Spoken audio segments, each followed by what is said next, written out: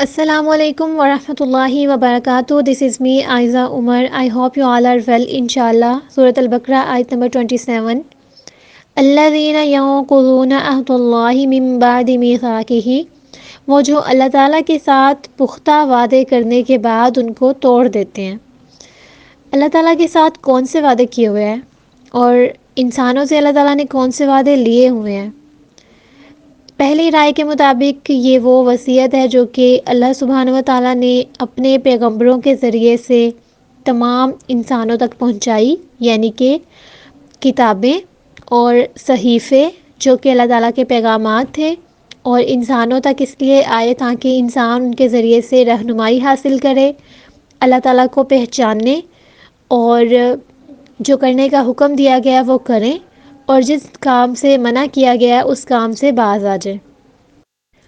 دوسری رائے کے مطابق یہ وہ وعدہ ہے جو کہ اللہ سبحانہ و تعالیٰ نے اہل کتاب سے لیا۔ اہل کتاب کون لوگ ہوتے ہیں؟ جو کہ عیسائی ہیں اور یہودی ہیں۔ اللہ تعالیٰ نے ان کے اوپر کتابیں نازل کی تھی نا، ان کی طرف آنے والے انبیاء کے اوپر، اس لیے ان کو کہتے ہیں اہل کتاب۔ تو اللہ تعالیٰ نے اہل کتاب سے ان کی کتابوں میں یہ وعدہ لیا ہوا تھا کہ جو آخری نبی آئے گا تم لوگ اس کی شریعت کی پیروی کرو گے اور اس کو نبی مانو گے، اس کے اوپر جو بھی احکامات نازل ہوں گے ان کو فالو کرو گے۔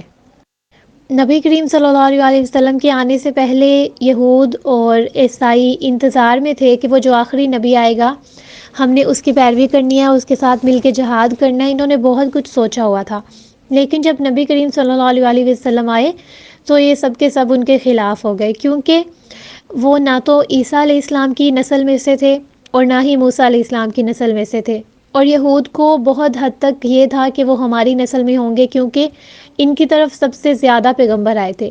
بنی اسرائیل کو یہ اعزاز حاصل ہے کہ ان کی طرف سب سے زیادہ پیغمبر آئے، اور انہیں یہی تھا کہ ہماری طرف جو آخری پیغمبر ہے وہ ہماری نسل میں سے ہوگا، اور ان کی بہت زیادہ عزت تھی، بہت زیادہ اہمیت تھی مکہ میں یہود کی۔ ان کو بہت بڑا سمجھا جاتا تھا اسی وجہ سے کہ ان کی طرف سب سے زیادہ پیغمبر آئے اور ان میں بہت زیادہ عالم تھے۔ یہود میں بہت بڑے بڑے علماء پائے جاتے تھے، اسی وجہ سے ان کی بہت عزت تھی۔ لیکن نبی کریم صلی اللہ علیہ وسلم جب آئے تو وہ اسماعیل علیہ السلام کی نسل میں سے تھے، اس وجہ سے ان لوگوں کو ایک تو ان سے حسد ہوا نبی کریم صلی اللہ علیہ وسلم سے، دوسرا یہ تھا کہ اگر وہ ان کو مانتے تو پھر ان کی سرداری جاتی تھی، کیونکہ اس وقت عالم یہ تھے اگر نبی کریم صلی اللہ علیہ وسلم کو مان لیتے تو سب ان کو چھوڑ کے ان کی طرف ہو جاتے۔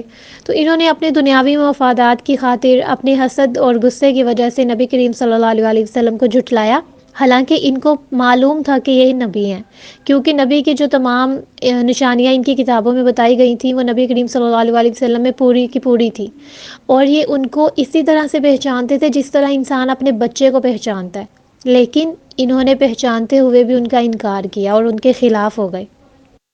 تیسری رائے کے مطابق یہ عہد الست ہے جو کہ اللہ تعالیٰ نے آدم علیہ السلام کی پیدائش کے بعد تمام انسانوں کو پیدا کیا تھا، یعنی آدم علیہ السلام کی جتنی بھی اولاد دنیا میں آنے والی تھی اللہ تعالیٰ نے اس کو اس وقت شعور دیا، انسانوں کو بولنے کی صلاحیت دی، اللہ تعالیٰ نے سب کو پیدا کر دیا ہوا تھا، ٹھیک ہے۔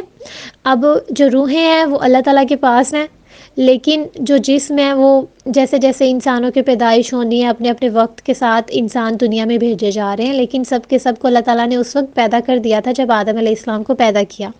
تو اللہ تعالیٰ نے تمام انسانوں کو پیدا کرنے کے بعد کیا پوچھا تھا؟ الست بربکم، کیا میں تمہارا رب نہیں ہوں؟ تو تمام انسانوں نے کہا تھا کہ بے شک آپ ہی ہمارے رب ہیں۔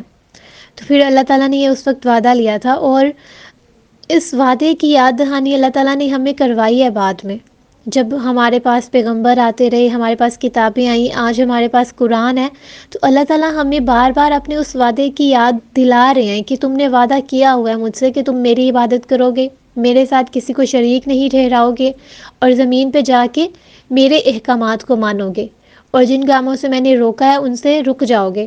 ہم نے یہ سارا کا سارا وعدہ کیا ہوا ہے اللہ تعالیٰ سے، لیکن ہم لوگ جانتے نہیں ہیں، یا شاید ہماری یادداشت میں اندر کہیں گم ہو چکی ہے یہ بات، لیکن انسان کی جو فطرت ہے وہ اس کو یاد دلاتی ہے کہ تمہارا کوئی رب ہے۔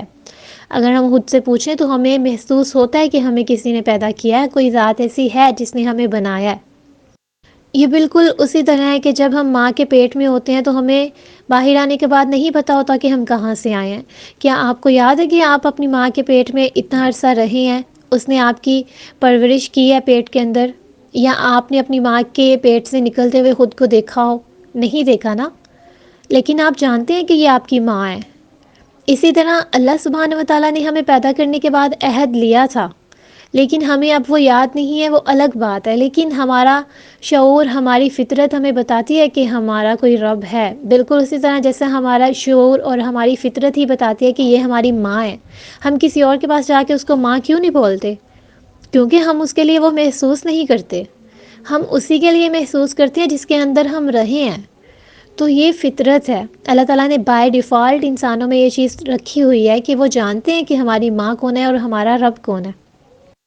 لیکن پھر ہم نے کیا کیا؟ یعقلون، یعقلون کا روٹ ورڈ ہے نون، قاف اور ضاد، یعنی وہ عہد جس کی پرواہ ہی نہ کی جائے، جس کو توڑ دیا جائے۔ یہ فاسقین کی نشانی ہوتی ہے۔ فاسق جو ہوتے ہیں نا، نافرمان، فاسق بولتے ہیں نافرمان کو۔ تو یہ نافرمان کی صفت ہے کہ وہ اپنے رب اور دوسرے انسانوں کے ساتھ کیے گئے سارے وعدوں کو، عہدوں کو توڑ دیتا ہے، ان کی پرواہ نہیں کرتا۔ وہ اللہ تعالیٰ کے احکامات کو پیچھے ڈال دیتا ہے اور وہی کرتا ہے جو اس کا نفس چاہتا ہے، جو اس کا دل چاہتا ہے، چاہے وہ برائی کی طرف آمادہ ہو، چاہے وہ اچھائی کی طرف آمادہ ہو۔ وہ اللہ تعالیٰ کے لیے کچھ نہیں کرتا، وہ اپنی ذات کے لیے کرتا ہے۔ لیکن اللہ تعالیٰ نے عہدوں کو پورا کرنے کی سخت تاکید کی ہے۔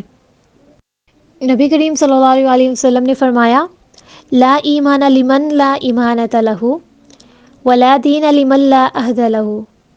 اس کا کوئی ایمان نہیں جو ایمانت کی پاسداری نہیں کرتا، اور اس کا کوئی دین نہیں جو عہد کی پاسداری نہیں کرتا۔ یعنی جو لوگ وعدوں کو توڑتے ہیں، ایمانتوں کو پورا نہیں کرتے، خیانت کرتے ہیں، ان کا کوئی دین ہی نہیں ہے۔ وَيَقْطَعُونَ مَا أَمَرَ اللَّهُ بِهِ أَن يُوصَلَ وَيُفْسِدُونَ فِي الْأَرْضِ، اور وہ اسے کاٹ دیتے ہیں جس کے بارے میں اللہ تعالیٰ نے حکم دیا ہے کہ اسے ملایا جائے، اور وہ زمین میں فساد کرتے ہیں۔ اللہ تعالیٰ نے کس کو ملانے کا حکم دیا ہے؟ رشتہ داروں کو۔ اللہ تعالیٰ نے رشتوں کو جوڑ کر رکھنے کا حکم دیا ہے، اور اس میں سب سے پہلی ذات کون سی آتی ہے؟ اللہ تعالیٰ کی۔ اللہ تعالیٰ کے ساتھ بھی تو ہمارا تعلق ہے نا۔ تو اللہ اور اس کے بندے کے درمیان کیا ہے؟ ایمان، جو کہ انسان کو اور رب کو ملاتا ہے، اور اس کے بعد عبادت۔ ایمان ہوگا تو عبادت کریں گے نا۔ اس کے بعد ہمارا وہ تعلق جو رسول صلی اللہ علیہ وسلم کے ساتھ ہے، یعنی ان پر بھی ایمان لانا، ان سے محبت کرنا، اور جو انہوں نے ہمیں ایمانت دی ہے یعنی دین اسلام، اس کو پوری دنیا میں پھیلانا اور تمام حقوق کی ادائیگی بھی کرنا۔ اور تیسرا وہ تعلق ہے جو ہمارے والدین کے ساتھ ہے، ہمارے رشتہ داروں کے ساتھ ہے، دوستوں کے ساتھ ہے، اور تمام مخلوق کے درمیان ہے۔ ان سب کے حقوق کی ادائیگی بھی اس تعلق کو جوڑنے میں شامل ہے، جس کا حکم ہمیں اللہ تعالیٰ نے دیا ہے۔ اہل ایمان جو ہوتے ہیں وہ تمام رشتوں کو، تعلقات کو جوڑ کے رکھتے ہیں، ٹھیک ہے، ان کو کاٹتے نہیں ہیں، ان کو توڑتے نہیں ہیں۔ سیدہ عائشہ صدیقہ رضی اللہ تعالی عنہ سے روایت ہے کہ رسول صلی اللہ علیہ وسلم نے فرمایا، رشتہ داری عرش کے ساتھ لٹکی ہوئی ہے اور کہتی ہے جس نے مجھے جوڑا اللہ تعالیٰ اسے جوڑے گا، اور جس نے مجھے توڑا اللہ تعالیٰ اس سے دور ہوگا۔ یہ مسلم کی روایت ہے۔ تو کیا پتہ چلتا ہے کہ رشتہ داروں کو اپنے ساتھ جوڑ کے رکھنے کا بہت اجر و ثواب ہے، اور اس کو توڑنے والوں کا اتنا ہی زیادہ برا انجام ہوگا۔ اللہ تعالیٰ سے دوری سے زیادہ اور برا انجام کیا ہو سکتا ہے؟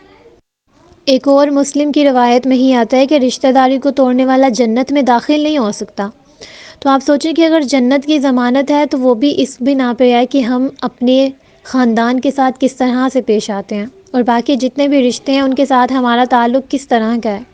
اولئک هم الخاسرون، یہی لوگ خسارہ پانے والے ہیں، یعنی وعدوں کو توڑنے والے خسارہ پانے والے ہیں، یہی لوگ ہلاک ہونے والے ہیں، ان کے نصیب میں کوئی نفع نہیں ہوگا، کیونکہ ایمان نیک اعمال کی قبولیت کے لیے شرط ہے۔ اگر ایمان نہیں ہے تو آپ کو کوئی عمل قبول ہی نہیں ہوگا۔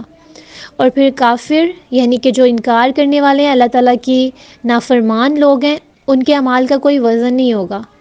ان کے اعمال کا کوئی وزن اس وقت پلڑوں میں بھاری نہیں پڑے گا، ان کے اعمال بہت ہلکے کر دیے جائیں گے۔ اللہ تعالیٰ ریزہ ریزہ کر کے گرد و غبار بنا کے ان کے اعمال کو اڑا دے گا۔ اللہم لا تجعلنا منہم، اللہ سبحانہ و تعالی ہمیں رشتوں کو جوڑنے والوں میں بنا کے رکھے، آمین ثم آمین۔ جزاکم اللہ خیراً۔